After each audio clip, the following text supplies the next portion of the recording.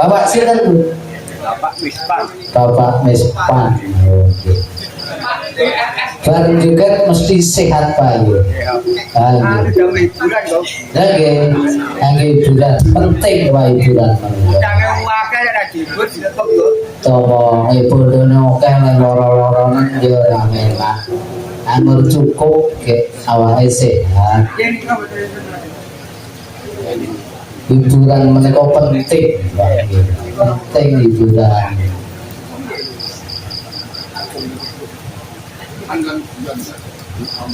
Monggo menapa?